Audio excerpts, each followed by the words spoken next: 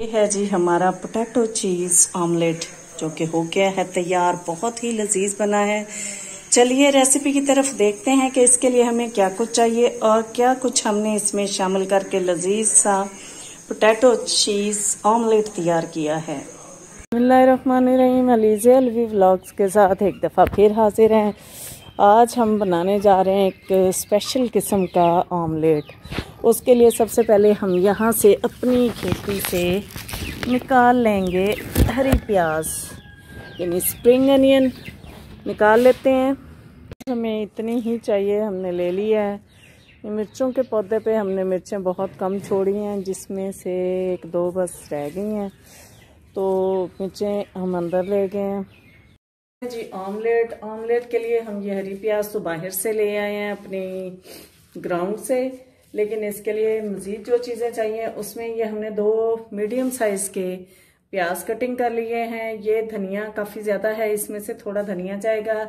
ये 5-6 हरी मिर्चें हैं और सबसे जो मेन इंग्रेडिएंट है इसमें वो जाएगा ये 2 आलू हमने छोटे से या मीडियम साइज के आलू लिए हैं 2।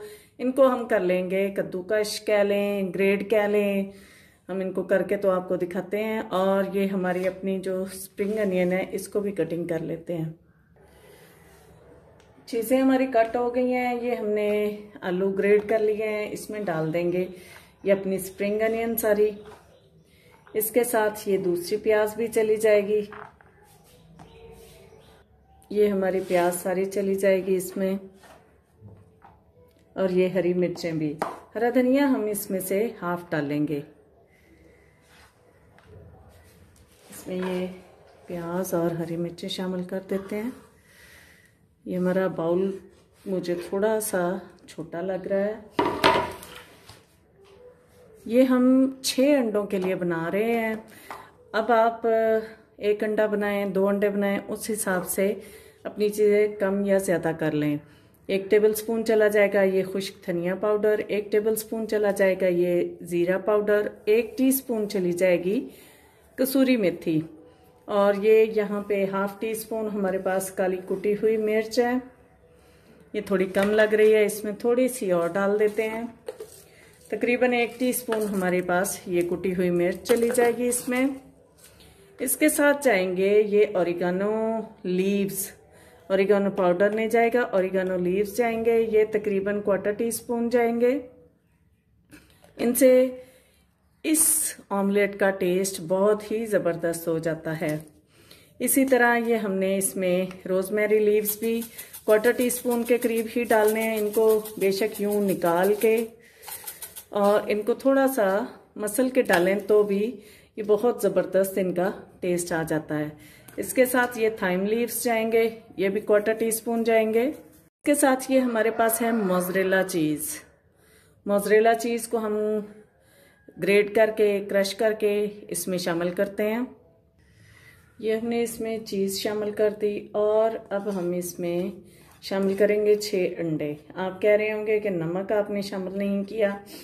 नमक इसके सबसे एंड पे जाएगा, वरना वो पानी इसमें छोड़ देता है, वो बाद में शामिल करेंगे। और वो जैसा कि ऑमलेट बनाने का मेरा तरीका है कि हर एक अंडे के लिए 1 चुटकी भर के नमक की मैं शामिल करती हूँ, तो वो डालते हैं अभी।